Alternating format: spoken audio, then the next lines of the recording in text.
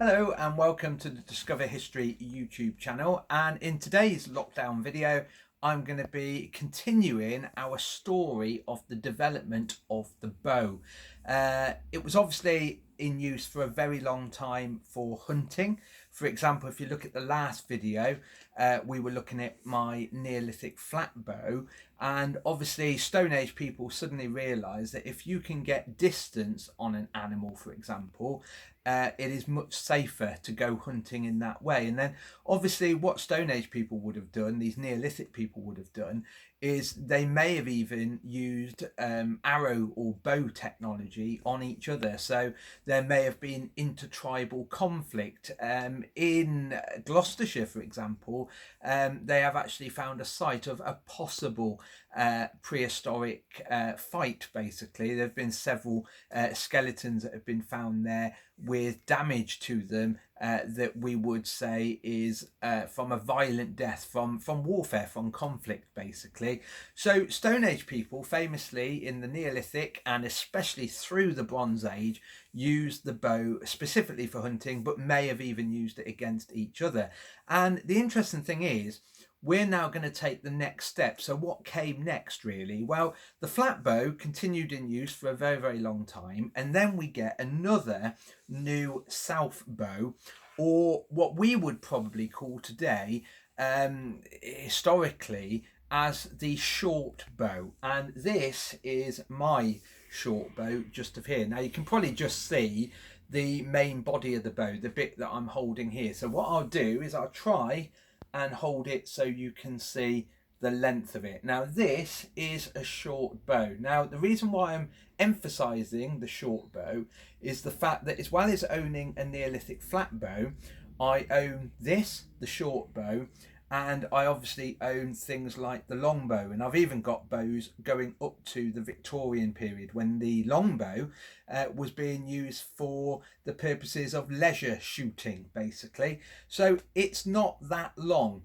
The short bow came into use pretty much after the flat bow, so they may have coexisted. For example, Stone Age people may have also used a bow similar to this one, and it was made out of one piece of wood, and that's really important. Like the flat bow, it is one piece of wood, and the wood could be absolutely anything, a bit like Neolithic bows in fact. So you could make them out of yew, out of ash, or even out of elm. Elm's pretty good because elm in a way has a natural waterproof chemical in it, so it actually dispels water quite well, really.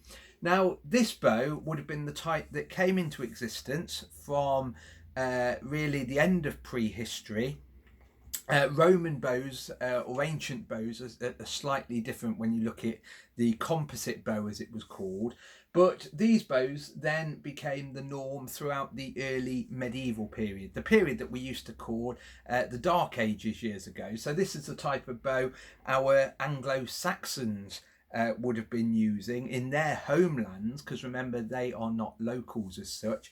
And this is the type of bow that would have been in use in this country, for example, in the Kingdom of Mercia, Northumbria, in places like that. And like I said, they are in one complete piece of wood, and they are predominantly used for hunting. Now, within Anglo-Saxon culture, within the early medieval period, in times of war, the great warriors would go off to fight, and these were usually pretty well armed. And remember, soldiers years ago had to provide all their own arms and equipment, so they would have gone in with your standard helmet, possibly with a nasal bar on. They would have had maybe a gambeson, a thick padded tunic, and maybe even a mail shirt on top of that, and they would have carried the big round shield, and usually an axe, or if they were very lucky, a sword, and they would go into combat. But the Anglo-Saxons, the early medieval people, also had a system known as the fjord, and that is really where the militias come along a lot later on as well. These were people that were raised in time of war and had to fight for their lord. Now, we're not talking about the feudal system here. This is pre-feudal system, but landowners, the big nobles, they had their own personal troops, basically people that lived on their land. So the Fjord would turn up wearing very little armour, some of them with no armour whatsoever, and most of them could be equipped very easily with things like the slingshot or the bow. In other words, weapons that would be used in fighting at a distance, basically distant combat, missile weapons as they're sometimes referred to. I always like using the word missile, mainly because children in schools get the wrong idea of that. They think of rockets, for example. However, missile is the technical term for anything thrown through the air, be it a rocket or even a stone. So these would have been used by the lower class of soldier. They were often referred to as the poor men. The poor men would be armed with the bow, the rich men in the mail with their swords, axes and that sort of thing. But these weapons were pretty lethal things. As I said, they were used for hunting, so you could bring down a deer or something like that with one of these. And in combat, you can also use it to bring down your enemy, as our Neolithic people would have found out also. Now, what these would shoot was an arrow that was actually going through a bit of a development, really, like most weapons do. So here we have the shaft, so very much like the earlier Neolithic ones, except now we start with quite a squared bit of wood and we round it off, so it's a bit better, less basic than the Neolithic one. Once again, we have the fletchings. They've actually been glued on, and as well as being glued on, they've also been laced on or tied on. And some arrows have even got a dark line running on the nook, and that is a little piece of horn that's not very common but would have sometimes been put into the woodwork to actually strengthen the nook, the bit that goes into the string. But the important bit is obviously the arrow, and there are actually two styles of attaching an arrow in the Dark Ages, in the early medieval period. One is this format, so that is involving the socket. So the socket is what is put onto the woodwork. The other one is what's called a tanged arrow, and that's very common in Viking soldiers, for example. Vikings often have a tanged arrow, and what we mean by that is you have the arrowhead and then it has a spike, and what you have to do is drive it into the wood, and it's often bound on using glue and also using string. So it's a different method, basically. But the standard design for most Saxon, early medieval or even Viking arrows is this one, and it's the way you would draw an arrow if you had to draw one on a little picture, for example. So that is a standard point, and it's razor sharp. It's really sharp on the edges and a very sharp point. That can be used obviously against an animal, but more so against an opponent, be it a Viking or someone like that.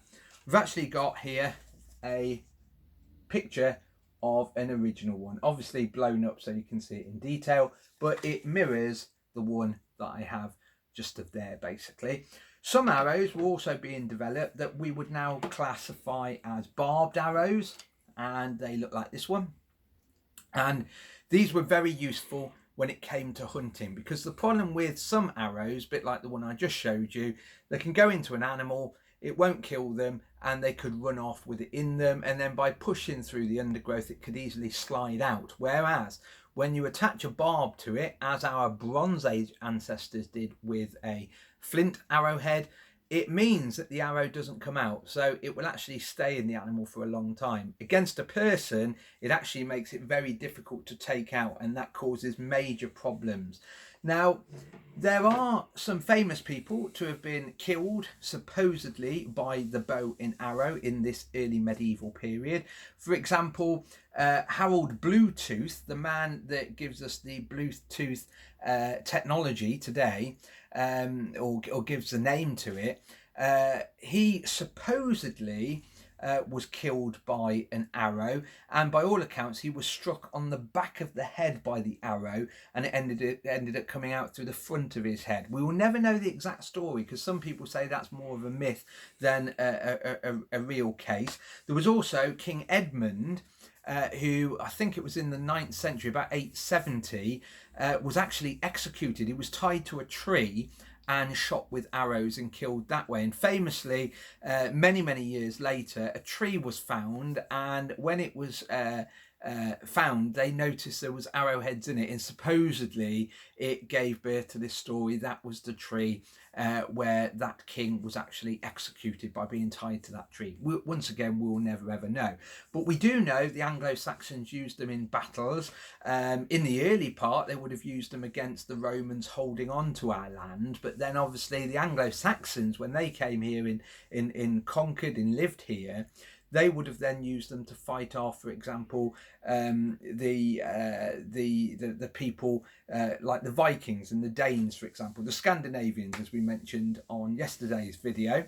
And then finally, in 1066, they would have used the arrows, that technology, against the Normans. But here's the interesting thing. We know at the Battle of Hastings, bows would have been used within the Anglo-Saxon army, but bows were not very common in the Anglo-Saxon army. We think at the Battle of Hastings there were probably just a handful of archers, probably more in a skirmishing role, running about, shooting the odd arrow, trying to pinpoint important people. However, the Normans, we definitely know, had more archers within their ranks. And we see that in the Bayeux Tapestry itself, and there's a little section of it there. Most of the archers shown in the tapestry have no armour. Famously, there is only one man wearing a chainmail shirt or a mail shirt in the Bayeux Tapestry as an archer, but you will see the bows are not very long. Now, some people say that's artistic license, but what we do know is bows were shorter, and they were shorter and then finally develops into the longbow, but that's another video for another day. So bows had been around since the Neolithic. The first people to use them was obviously our Neolithic ancestors, and they were used purely for hunting and then possibly for tribal combat. But we know that eventually the flat bow was slowly sort of phased out for this short bow, and this short bow went into use and carried on right up to really the start of the true medieval period. And then what follows after this one is the longbow, and it's the longbow that mastered the battlefield, really, the weapon of mass destruction, right up to almost the time of the Civil War. And then interestingly, the bow is still used. We know it was even used in the Second World War in a very unusual way to silence sentries, for example. But really, the true bow sort of goes out of use when you get to the 17th century, and that's really down to the fact that the gun becomes the easy weapon, because to be able to use one of these, as I mentioned, the Fjord and later on the militias would have had to have practiced with these on a regular basis. A gun, very easy to train someone how to use a gun. It takes no mastermind to learn to fire a gun. Anyway, on that note, hopefully you've enjoyed our next step in looking at bows, and in a future video, whenever that will be, we'll also take a look at the longbow. And then, as I mentioned, I might even show you the Victorian leisure bow that was often shot by ladies in gardens like Brodsworth Hall, for example. Anyway, on that note, stay safe, stay in, and we'll see you soon. Bye bye.